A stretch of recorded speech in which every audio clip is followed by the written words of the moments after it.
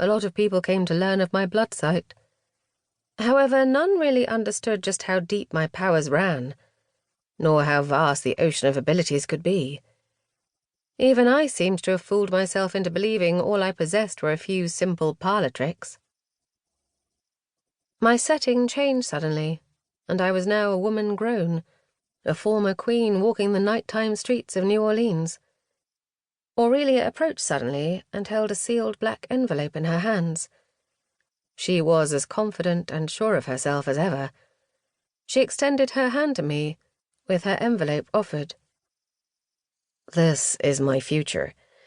This is the choice we must celebrate," she told me, and even she didn't appear convinced of her words. Her intense yellow lupine gaze was clearly bewildered. The dream me accepted the envelope. I watched as Aurelia turned away. There were no pleas and no attempts to dissuade her, even though I had an endless supply of both. She was the future leader of her tribe. How could I torpedo my oldest friendship and alliance in the colonies?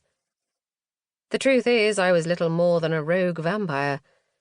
Since awakening, I had chosen not to reinsert myself into the bloody politics of my kind. Instead, I had entrusted my daughter Alexia to rule the American kingdom. She was the most suited to the task. Besides, she was far closer to vampire than I. Our people saw her as one of their kind, but not me.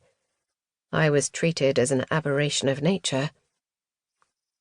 Most were relieved that they didn't have to interact with me now. They'd as soon pretend I was but a plague of the past world passed away from their midst. The dream changed once again, and I saw Aurelia running into the depths of the wild. Nothing out of the ordinary about this image, except for the thick blood she was trotting through. I followed hastily behind her. Watching the pools of sanguine around us, I could feel the infused misery and chaos of all the departed the sanguine belonged to. There was no name to which this sacrifice was made. No god, Celtic, Greek, or otherwise. No known being for which all the carnage in our path could be ascribed to. Many pantheons exist or have existed, I could explain later. "Aurelia?" I asked in ardent concern for her safety. She seemed unaware of the blood her pores waded in. Suddenly she was glaring at me, almost as if she were blaming me for something. "Aurelia, don't go through here," I implored her, and the dream Aurelia dashed onwards, almost as if my very request converted into a challenge to her. As we broke through the dense foliage, the crimson of the ground was not all that caught my eyes. The swirling scarlet mists of my childhood spiraled around us, the churning miasma of sacrifice so deep, the power permeating the world around us so pungently. The mists seemed to spiral together in all directions, and a maw, so vast, so ancient it manifest, devouring us in the mist. Chapter 1. Weeks turned into a month which had been spent catching up to the fast-paced world, fast being the operative word, especially now, as Anne rolled all around me. Loud modern music was blaring, and hundreds of people were packed onto the slick wooden floor roller skating. While this was hardly fast by vampire standards, I could certainly appreciate the leisurely pace on the innovative wheeled contraptions.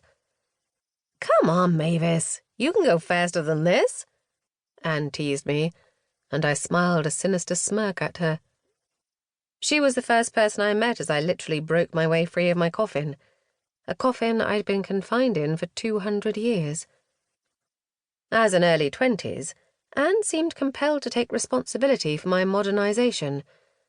That, and she was more than willing to take responsibility for my libido.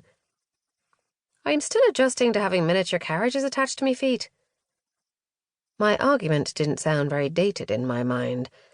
However, the look on Anne's face spoke to the truth of my lingering linguistic dilemma. As Alexia had stated, I sounded more in line with an old-timer, yet I looked as youthful as a modern high school graduate. My weird